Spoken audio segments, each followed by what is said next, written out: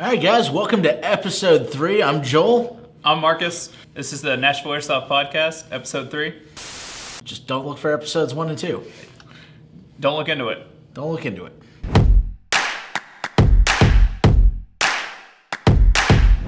Yeah, I've been playing off and on for almost 10 years. I got my first day, bad karma, noob day.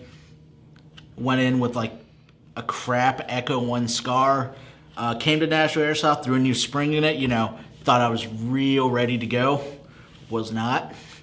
But, loved it. Didn't play it for a couple years, and then, started making movies and needed guns that look good. So I came back to Nashville Airsoft, got a couple decent ones that look good, and then, already had the gun, so I figured, why not play? That was about 4 years ago, and I've been managing here for 3. I played when I was a teenager a little bit, like in the creek in my backyard, or whatever. Not in my backyard, but in my neighborhood. Yes, everyone's known. Yeah. And I didn't really touch it since then. A few years ago, I was like occasionally watching Airsoft videos on YouTube, mostly due to Node's channel. They occasionally upload Airsoft content. And I was like checking it out through there. Me and my roommate were like, oh, well, there's this indoor airsoft place nearby. Let's go check it out. And we came in on a Saturday. This was pre-pandemic, so they were open. You guys were open all day on Saturday. Oh, yeah, the 9 hours. 10 to 9. Yeah. Yeah. And got home that day, felt wiped out. Like, I never felt that wiped out from being at the gym. And then the next day, I had to call out at work because I couldn't walk down the steps in my house without feeling I was just going to tumble over because my legs were just so wrecked from all the running I was doing the day before, and which I had never achieved at the gym. Like, it was never fun. I never wanted to keep running. It wasn't like I was like in airsoft. You're running because you're running for your life. It's a little bit different than just like being on a treadmill or running some laps, and it just like wore me out. So I just started coming every single weekend since then. I bought my first gun off of Amazon, I want to say, which I don't recommend. Always buy from your local shops, guys. It's for true. Sure. We know more. I don't have that gun anymore. I pawned it off to the first sucker that would buy it.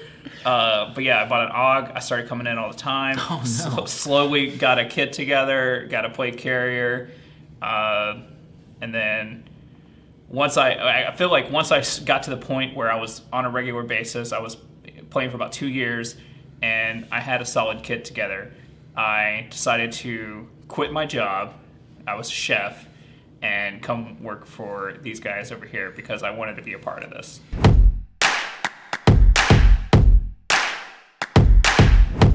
It really depends on the day you come in with how your day is going to be. Friday, if you come in, man, super chill, super relaxed group. Saturday's the most fun if you're looking for a competitive crowd.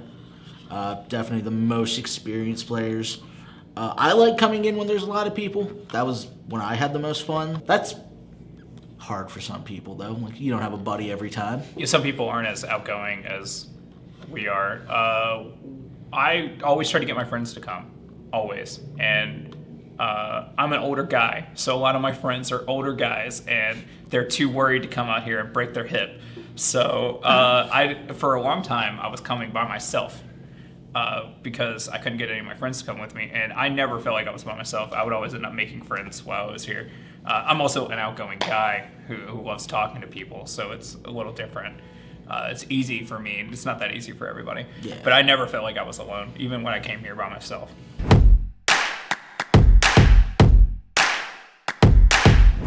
One thing that I don't allow on the field is the shoot until you see a hand rule, because that rule has been around in airsoft since before I was in airsoft. Yeah, since before you were in airsoft. It's been a thing. It's a rule that's existed to combat cheating. And I honestly feel that it obviously, if it's been around this long and it hasn't stopped cheating, it's not working. So it convinces people to take damage. It convinces people to just overshoot every single player they see, which I just feel like both ends are wrong. So I don't have that rule. If someone's not calling their hit on my field, I know it sucks for that 30 seconds you got to stop playing to go get a ref, but like, dude, go do it. Go get a ref. We'll mark that person, we'll send them out of the game. We'll talk serious to them after that, see if we want to let them play the next game or not. And that way, either the rest of that game will be better for you, or the next game will definitely be better for you, because I won't have them playing. Because I don't want cheaters on the field. A lot of people, I feel like there's a lot of people who like to cheat because they don't want to lose, right? That's the main reason people cheat in video games, is because they're sick of losing. They're sick of being bad at the game, so they cheat. I played a game the other day as a player, and I was super stoked on the fact that I won. And I was like rubbing it in the other team's faces, you know, some mild trash talk, being polite about it, but still being like, tastefully trash talking, loser, is you know, yeah. 100% the best part of airsoft. Yeah. Tasteful trash talk in video games and airsoft period, I'm all with. But like, there's a toxic point. Yeah, you don't want an MW2 lobby. You don't want that. Yeah. I was doing the trash talk with the other team, and the other team was some of my close friends, some kids that come in all the time, and they were like, "Oh, well, your teammates weren't calling their hits," so that was an empty victory just immediately, right off the bat. I didn't feel good about it anymore, even though I did all I could for my team, and I played with all the honor that I could play with. They weren't, and I didn't catch it, or I would have said something to them. And it was just an empty victory, which sucks. Like, if you find that out, like, that sucks.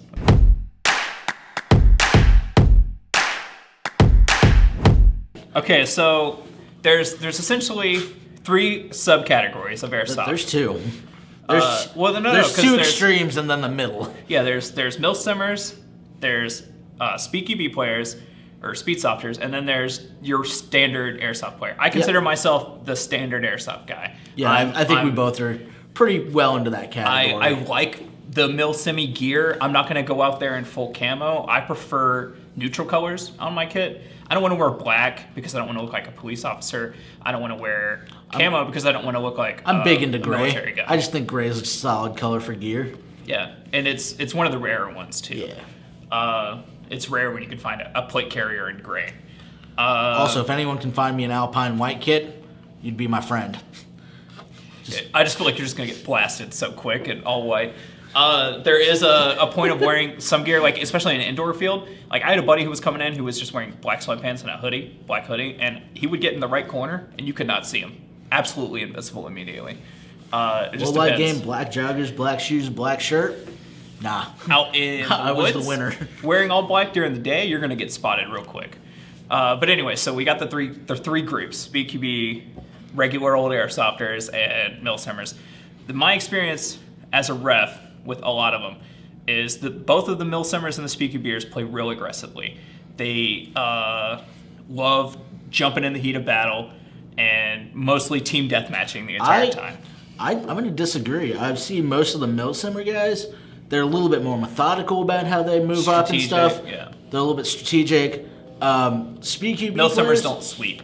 They don't. SpeakyB is like, it's more like based for their like little tournament play, like the 5v5 elimination thing they got going. Which is great. Like, watching a SpeakyB tournament happen, like post not being a rep, just being an observer, is so cool. It's like you can see some fantastic plays, some fantastic strategies. Like, it's a good time. But it's a real aggressive thing. It's real quick.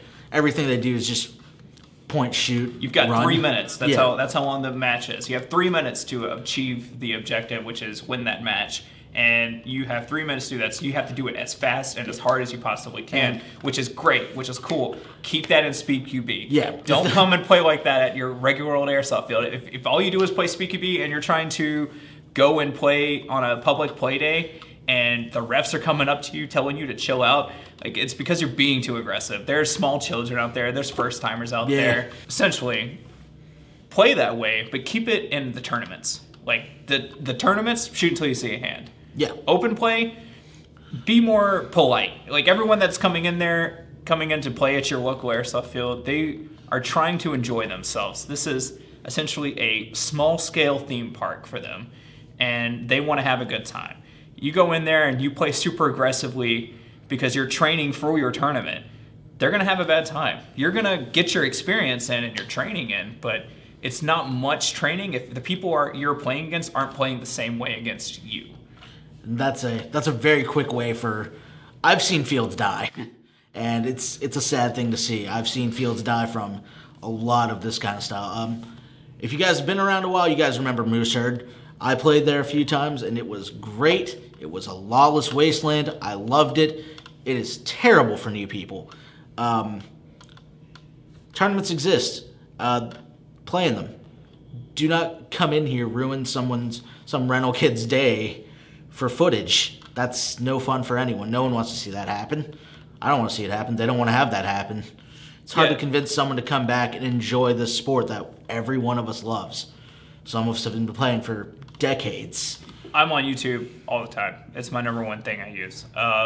When I see an airsoft compilation of some speedy boys just at a local field lighting some children up that are playing airsoft for the first time, that doesn't impress me. Like, that doesn't impress me at all.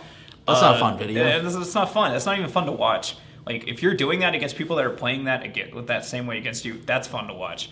Our last BQB tournament, I was borderline having a hard time reffing and between enjoying watching the match happen, because some of those plays out there, like, I want to give away moves that guys were doing because they were just blowing my mind. I feel like we're focusing mostly on the speedy boys.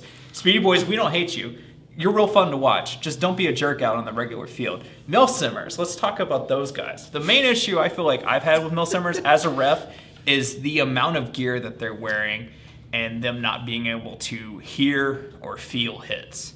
I feel like that's a common thing with a lot of Milsimmers. I've never heard this Milsimmer was sweeping me in respawn. I've never heard that. I've heard this Milsimmer is not calling their hits. And am I blaming every single one of those guys for purposely cheating? No, I'm thinking that they've got too much gear on.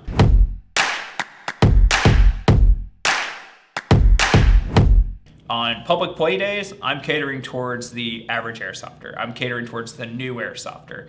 I'm catering towards the 60-year-old guy who's just started playing 3 years ago. I want everyone to have a good time. For tournaments, I'm catering towards the bloodthirsty speed QB boys who are out there to just sling as many BBs as possible, as fast as possible. For the battlegrounds, it'd be closest thing to Milsim that we're doing right now. Yeah. Very slow, melodical.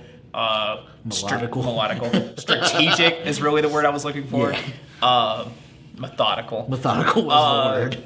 I'm pretty sure the only group that is not getting catered to as well as I'd like to. Outdoor players.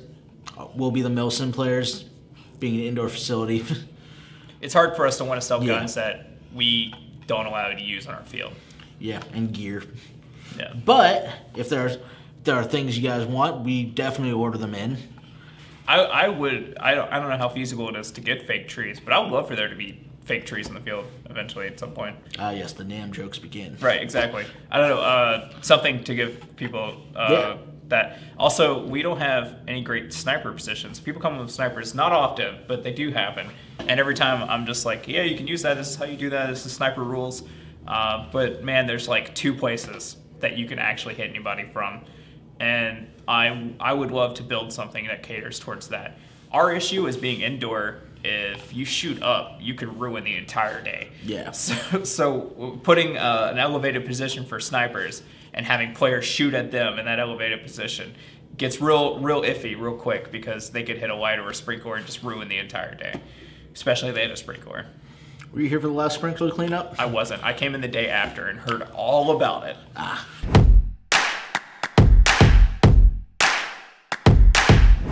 Number one tip I could give from a ref's perspective is, I know they're not the cheapest, but some kind of mounted camera. Like, when a player comes up to me and they're like, this guy was doing this during the match. So we've got refs out there, but they can't see absolutely everything. They're doing their best to see everything that is happening, but we don't have omnivision, We can't see absolutely everything. So when a player comes up to me with footage of something happening, and that I love that, especially when both players have an issue and both players have cameras, and I can watch from both perspectives of what actually went down and get a better judge on that. I'm about to purchase my own so that I can have one at all times, so that I can look back on my own footage. I know it's not the most important part of your airsoft kit is a camera, even if especially if you're not trying to run a YouTube channel over it. But man, having that just in general for the refs, I feel like should be a normalized thing. I love it when players have cameras and they can show me stuff. If you're just starting out, another good tip, YouTube. Honestly, if you're looking at how your guns work and stuff, everyone I know who's worked on a gun started off on YouTube. I started on YouTube. It's okay to watch videos to try to figure out how things work. Baseline things are things you should learn how to do, especially if you're invested in it.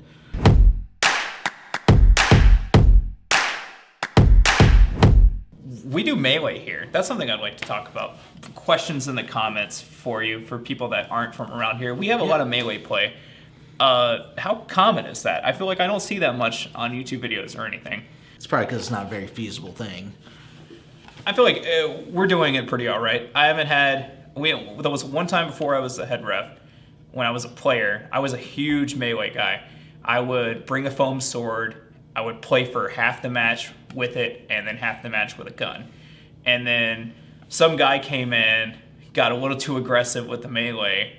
I think it was a PUBG frying pan, like a foam PUBG frying pan, man. And got melee weapons banned for like months. And I was just so disappointed every time I would come in and I'd be like, hey, are melee weapons allowed? And everyone would be like, no, still banned. I think I was working because me and the old manager Michael actually banned them. Yeah. So melee got ruined here for a while. But we do a lot of melee. We have game modes where refs are essentially phantoms with blades and chase after you. People love that. I think that's insane that people love that game so much. I think it's real chaotic, and it's like people love seeing just the absolute chaos that could ensues in that game. Oh, it's real fun just having that many things to think about. I love melee in the fact that it gives you something else to use. Like if you're holding a corner down and you've got two angles, because I don't run with a pistol. I've had terrible luck with pistols. I'll have my gun pointed one way and a knife pointed the other way, just ready for someone to come around the corner and just tap with. I'm also real respectful when I play. Not everyone is. Yeah, melee is banned because that guy at the front. Because that guy was being very disrespectful with it. Beaming kids.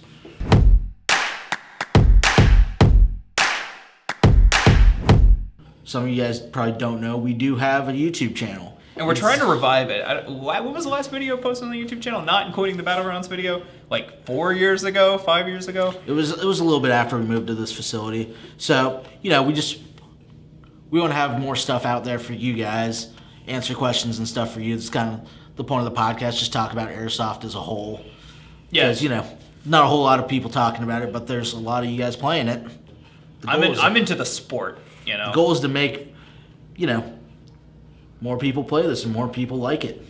Yeah, it's a minuscule amount compared to... We were having a conversation earlier about video game companies working together with airsoft companies and how that's not really a thing.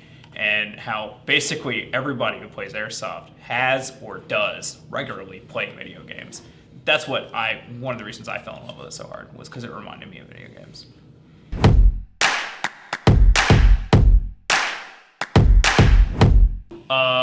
That's all for us, boys and ladies and girls and everyone in between. If you guys have any comments, questions, or just want to talk about anything else, we're in the comments section. I'll be on there.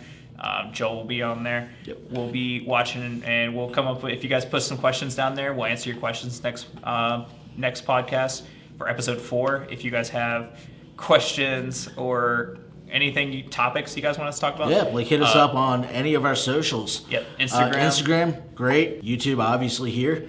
We have a Twitter. Hit me up on Twitter. Our Twitter's real dry. And yeah, this is a rough edit of our podcast. We're definitely working on it. We just got a boom mic in. I've been looking at it for most of the podcast.